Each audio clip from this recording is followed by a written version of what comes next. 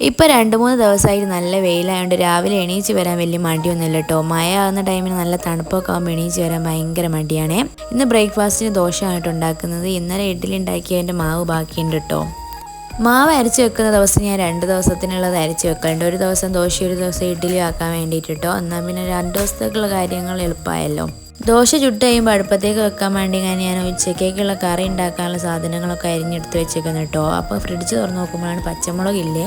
അപ്പോൾ പിന്നെ ഞാൻ മരത്തുമ്പോൾ പോയി കുറച്ച് ചീരാമുളക് വരച്ചുകൊണ്ടുവന്ന് അത് ഇട്ടിട്ടുണ്ടോ കറി വെച്ചത്. പിന്നെ ബ്രേക്ക്ഫാസ്റ്റ് ഒക്കെ കഴിഞ്ഞതിന് ശേഷം ഞാൻ പാത്രങ്ങളൊക്കെ ഒന്ന് കേക്ക് എടുത്ത് വെക്കാൻ കേട്ടോ. ഞാൻ എപ്പോഴും ചെയ്യുന്ന ഒരു മിസ്റ്റേക്കാണ് കേട്ടോ. ആവുന്ന പാത്രങ്ങൾ അപ്പം ഞാൻ കേക്ക് വെക്കൂല, എല്ലാം ഞാനവിടെ കൂട്ടി വെക്കും. ലാസ്റ്റ് ചായ കൂടി കഴിഞ്ഞിട്ടാണ് കേട്ടോ എല്ലാം കേൾക്കുക. കുറേ ആയിട്ടോ ബീൻസ് ഉപ്പേരി ഒക്കെ കഴിച്ചിട്ട്. അതുകൊണ്ട് തന്നെ ഞാനൊന്ന് ഫ്രിഡ്ജിൽ ബീൻസ് കണ്ടപ്പോൾ വേഗം ബീൻസ് ഉപ്പേരി വെക്കാമെന്ന് വിചാരിച്ചിട്ടോ.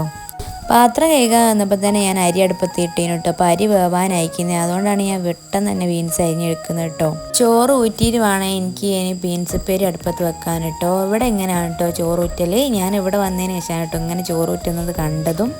ചോറ് ഊറ്റിയപ്പോൾ തന്നെ ഞാൻ ബീൻസ് ഉപ്പേരി വേഗം അടുപ്പത്തേക്കും വെച്ചിട്ടോ. പിന്നെ ഇതുപോലത്തെ വീഡിയോസ് കാണാൻ ഇഷ്ടപ്പെടുന്നവരാണെങ്കിൽ എൻ്റെ ചാനലൊന്ന് സബ്സ്ക്രൈബ് ചെയ്ത് വെച്ചോളിട്ടോ. ഓരോരോ ദിവസം ഓരോരോ വിശേഷങ്ങളുമായിട്ട് ഞാൻ വരുന്നതായിരിക്കും കേട്ടോ. അപ്പോൾ അടുത്ത വീഡിയോ ആയിട്ട് കാണാം. Okay, by.